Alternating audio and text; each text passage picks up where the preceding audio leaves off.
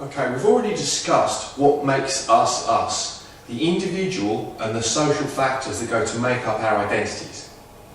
This is important in terms of diversity because when we know who we are and where we fit in, we're then looking at how we work with other people and how we all fit together. Let's look at our attitudes. This is important. Your attitude is your frame of mind. It's a way of thinking about anything. Most of the time, I go so far as to say that our attitude is how we feel about ourselves. If you feel good about yourself, you tend to have a more positive attitude when you deal with the rest of the world. Think about the attitudes that you have, the way you feel about certain things. For example, you might consider immigration, or you might consider politics, or you might consider anything that you have a strong opinion about, possibly religion. Is there anything that you believe, is there anything that you hold, any opinion that you hold, any attitude that you might possess that you think other people might not like and might strongly disagree with? The chances are you do. Now, let's look at belief. If your attitude is a frame of mind, your belief, to put it simply, is something that you regard as true. Now, it's important to consider that we all have a different truth. What is true for me, it may not necessarily be true for you. You may have a different way of looking at the same facts. So, think about something you believe to be true. I'm not talking about gravity or anything that can be scientifically proven. A concept that you believe to be true. Why do you believe it? Who told you it was true? Where did you get the information? Can the information be trusted?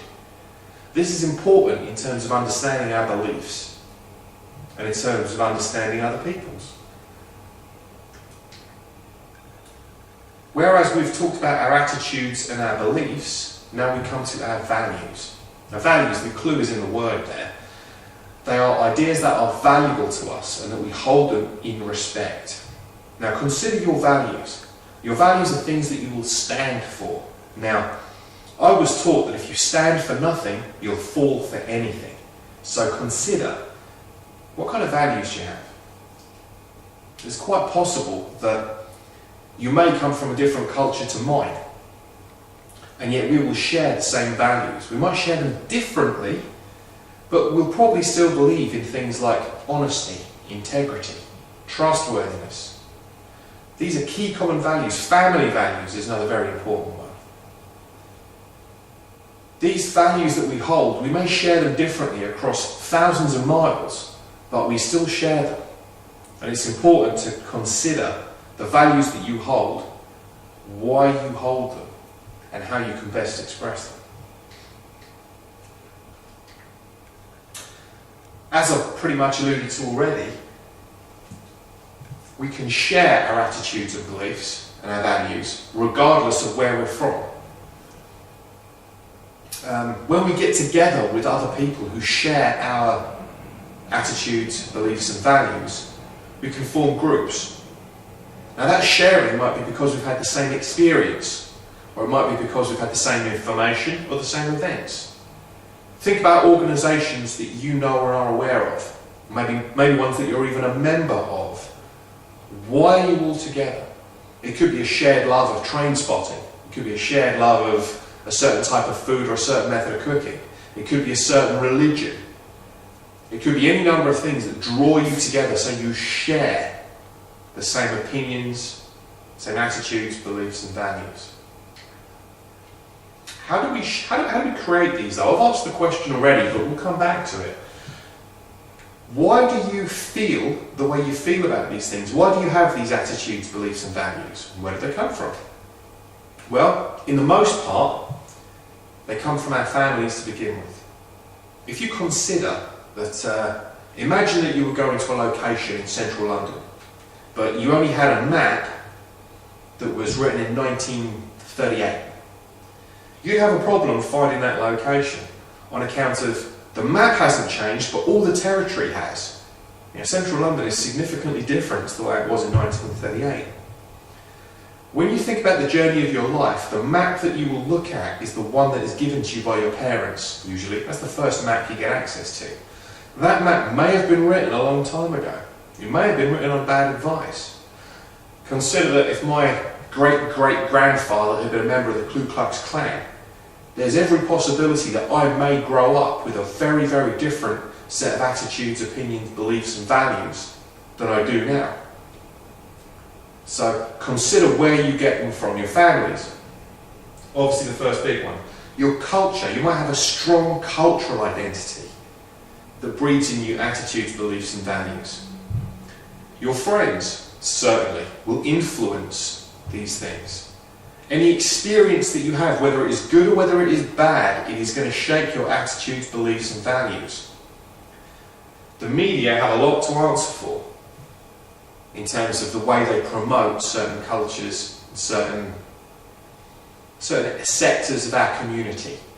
And again, the media has a very powerful hold on people's imaginations. And as a direct result, people form their attitudes, beliefs and values based on what the media give to them. It's possible that your attitudes, beliefs and values are formed in you by your environment, where you live. If you live in a leafy suburb somewhere in a £1 million house, you're going to have a different set of attitudes, beliefs and values than if you live in an estate in South London. And this is natural. Your relationships that you have, and again your education, are all going to play a part in creating these attitudes, beliefs and values. And these are again important aspects of who you are.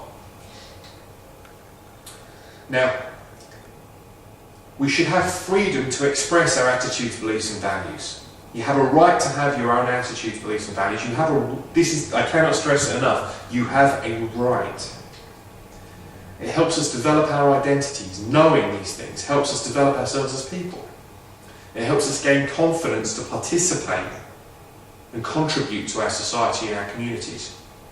It helps us communicate better because we know where we're coming from. And ultimately it helps us prevent conflict. If we know where we are and we know our place in the world, it makes it easier for us to get on with other people. Now, respect. Respect is very, very important and is key in terms of equality and diversity to a peaceful social interaction with anybody.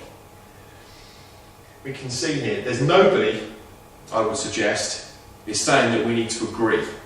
We definitely need to disagree, I think. And I think it's important that out of disagreement comes debate, and maybe we can all learn something. Regardless of the differences between us, there are still things that we will share. I have to respect the fact that you disagree with me. This is key. Let's have a look at this picture as an example here. I think the most rabid racist you could imagine would still agree with them when they're here campaigning about corruption in the public sector. So there are still things that you can agree on despite your differences. And respecting people is key to taking the next step to understanding them. We can listen to each other. In order to show that respect, in order to demonstrate respect for other people, we should listen